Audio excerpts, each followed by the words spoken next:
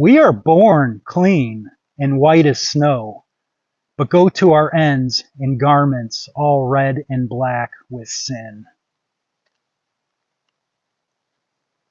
Let's take a look at this cover art by Thomas Canty. Very nice.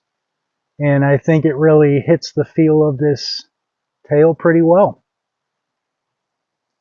This also includes about a 15-page introduction by the editor, where she describes a few different variations of the Snow White tale, the way they were told regionally before the Brothers Grimm and Disney got a hold of it and turned it into a children's tale. So that alone was pretty fascinating, I thought. Now, this is actually a retelling of two separate tales. Tanith combines the Snow White tale and the ancient Greek myth of Persephone being abducted by her uncle Hades to become queen of the underworld. And she combines the two of them. So that was really cool. And it includes a lot of the smaller little elements you would expect.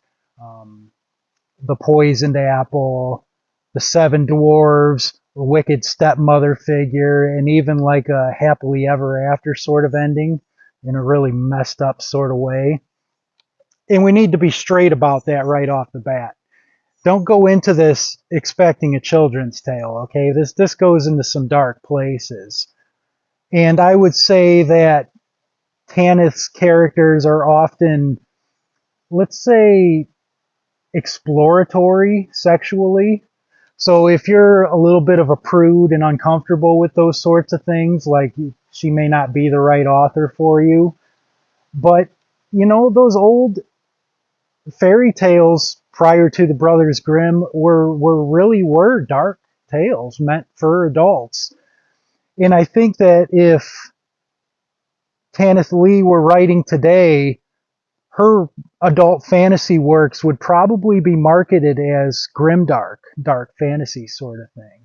So she was really kind of the perfect person to retell a tale like this. I like Tanith's writing. Her style is very unique. It's one of those where I almost describe it as like rebellious, because she shows you like, oh yeah, I know how to write really good proper English. But then she will just throw in these words and structure that's a little different just because she can, you know. I don't think her style would be well fitted for an audiobook, because it's almost like the structure of the way she writes was intended to be read as written on the page. So very unique. I feel like if you were to set a page of prose in front of me and I read it, I'd be like, yeah, that's Tanith. And she also likes to insert lots of little clever things in there, you know, where you're reading and there's just a little hint of something in there and you're like, oh, I see what you were doing there. So I think she's an author that challenges you, but doesn't make the writing too difficult. It's really just really nice. I like how she does. I really like this story overall. Let's say an 8 out of 10.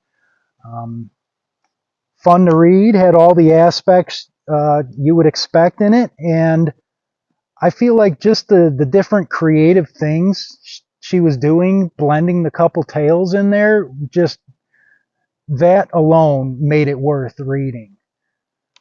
And I will certainly be touching on other Tanith works into the future. So until our next fairy tale adventure, don't eat the poisoned apples.